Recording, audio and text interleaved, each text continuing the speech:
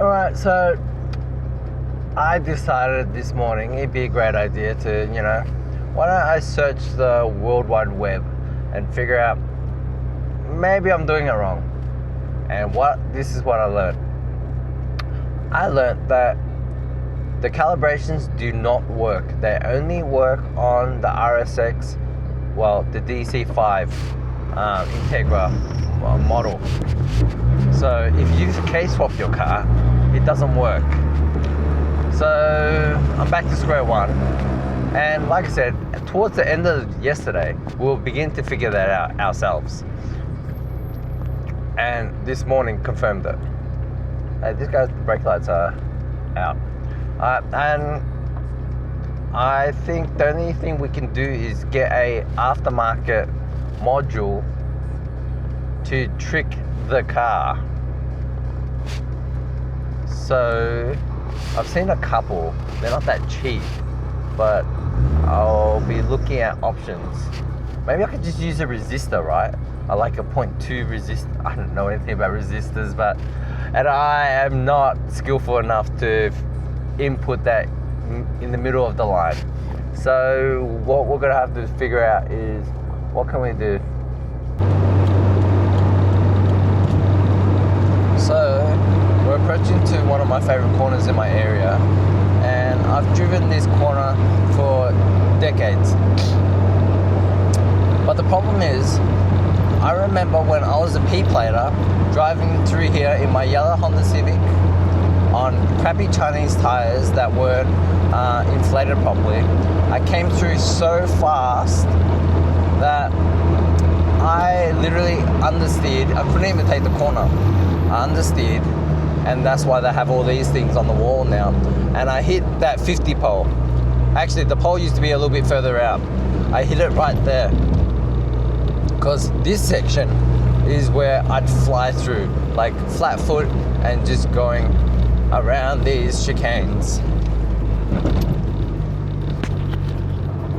But that was the old me. I don't do that anymore. Remind me, I have to check my sump, because these speed humps do not play along. I think I hit something, but best to just double check. I'm so glad I moved out of this area. Speed humps everywhere.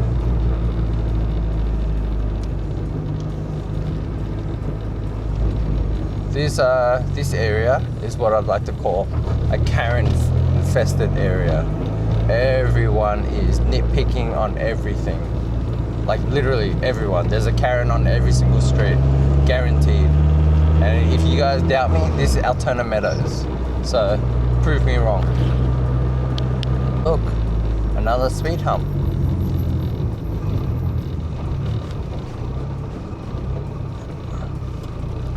And another one after the speed hump. That will show these guys. So the only reason why I come to Altona Meadows is purely because my doctor's in. Oh, hopefully that person doesn't take a photo of my car, which is why he's pulled up behind me. Just have to worry about the guys in this area, because everyone likes to get fined in this area. Hobson City Bay Council is notorious. Same with Maribyrnong. People that grew up in the 90s would know exactly what I think when you sit behind a car like this.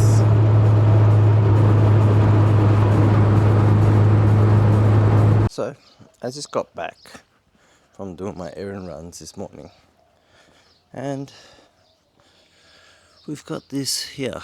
I don't know what it is. Looks like water coolant. Doesn't seem to be anywhere else, and it seems to be relatively quite slow, but I need to investigate that, because these are the marks, the areas that I was parking. And like I said, yesterday I was parking super close to that area, and I don't know if that's bad or good, but I had a quick look and my sump is really low, so getting that steel sump ASAP is probably number one priority that I have to do. But I don't see anything coolant wise. Let's see a little bit. And it's probably off because of that ghetto. It's probably because of the ghetto pipe that I made where it's got the two joiners. So I'm gonna have to come up with something. Maybe I can just make a pipe like that because I don't have anything to bend it. Or because can't really do anything because that's where the fan switch is. So I'm not too sure. I gotta figure that one out. Today we're gonna give DC2 a proper wash. It is filthy. Like, I've only ever hosed it down or taken to a car wash, and I don't know if you guys can see that reflection, but that's just all overspray. So overspray dust to be exact. So I'm gonna give it all a nice quick clean. There's no point in making it perfect. Fenders, bumper, everything needs to be repainted. So we're just gonna clean it up, nice and simple. Nothing too fancy. But this is basically the walk around the car. Look, what grime there. That's been stuck there for like years. Just left it there. And same with this guy. This guy needs some love. I haven't driven it in a while, so I think ever since I got told I was paid in a sound system, it's kind of put me off this car. Technically, I don't count that as payment. No one does. So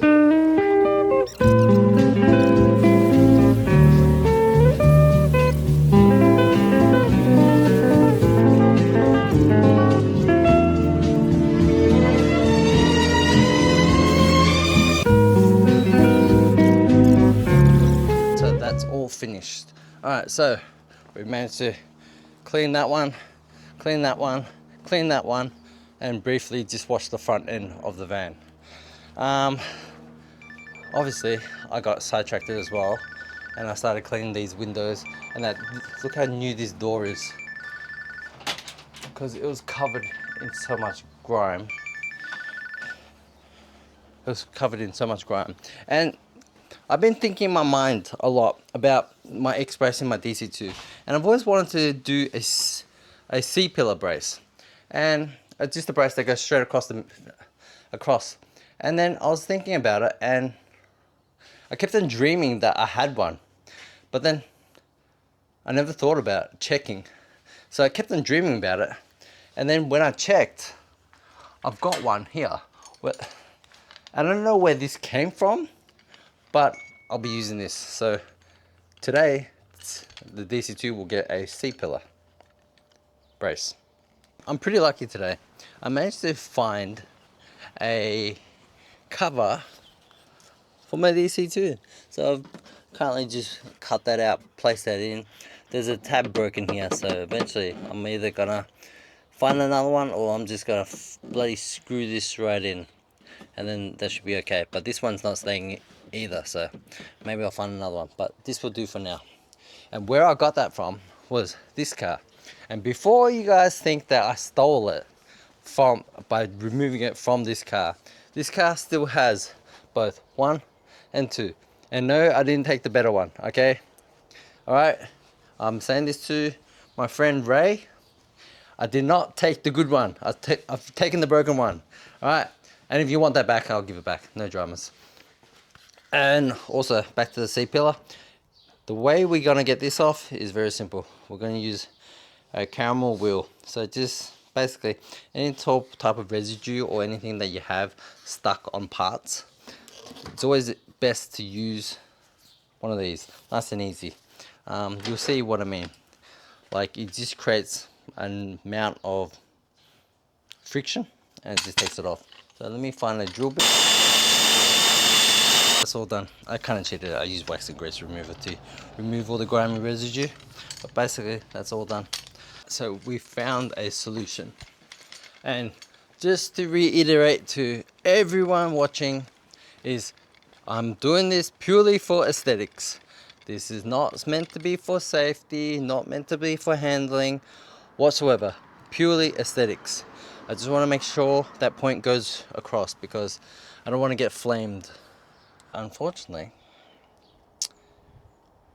the plan didn't work and it's slightly too long. If you can see there, too long. And the only other thing I can do is chop it and go from there, basically.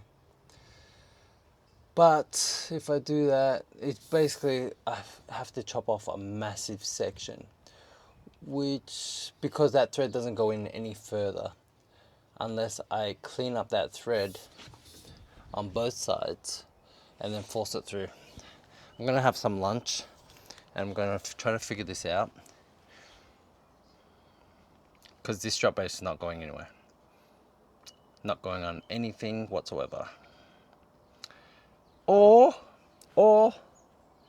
I could put it the C-pillar where it's meant to go, which is there. But I don't really want it to go there either.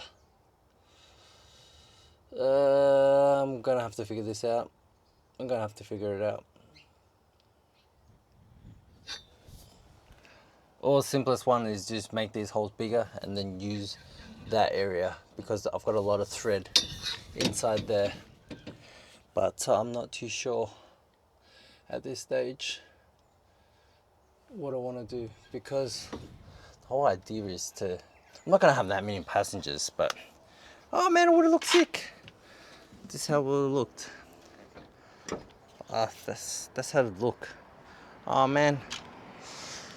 Or stick to the other idea of buying massive pipe and making your own, and that way I can make it the length. Yeah, maybe. I'm gonna have to see. I'm gonna sit on it. I'm gonna have lunch first. And so looking at it, it's not too intricate. I made this a big deal. And what the problem was, I was trying to make sure I use all these parts. But realistically, I can just get a U bracket that sits like that and then put it on and it'll fit. Basically, that's all it requires. A U bracket with one hole at the bottom and two holes at the top, so I can fit that through.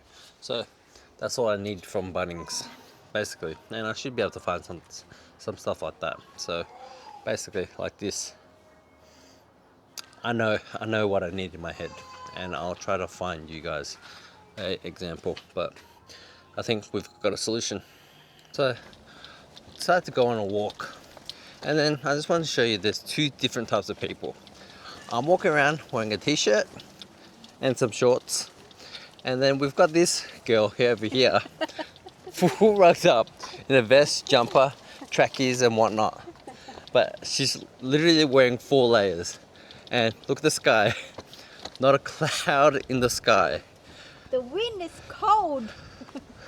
Oh my lord, what are we gonna do with this one? So we're back from our walk, but like I said, all in all I just gotta make sure is I have enough clearance that the window can close. So if I close it and have a look at how much room I have on the inside, you'll probably be able to tell me what I can play around with.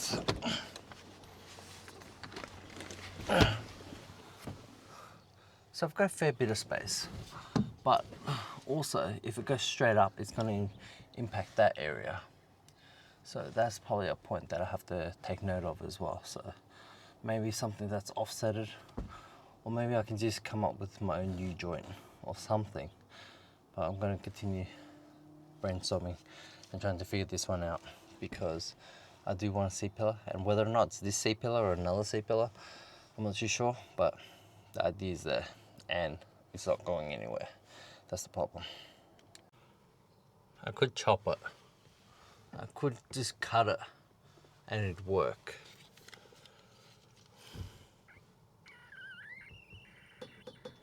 Save me from having to make it. That's for sure. Umming and ahhing, I'm thinking. we'll see. I think it's a little bit too early to decide whether or not you want to cut something. But the seat, this is working out well. I'm not too sure about that bolt. I need a cap on that bolt, both those bolts. So add a cap onto it and make it look a little bit more friendly.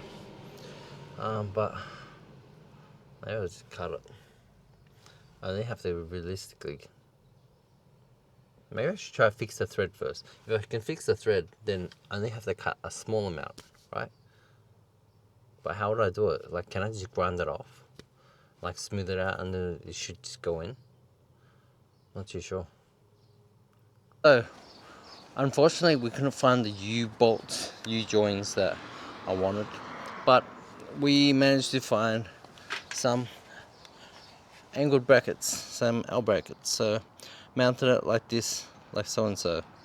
And it doesn't look too bad on both sides. Nice and easy. Rather than trying to make up my own for now. But like I said, it's good because I didn't have to chop anything. Alright, and we're closing the boot.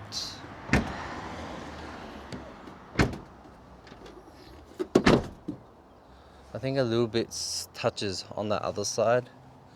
And let me just double check, go through the car and double check.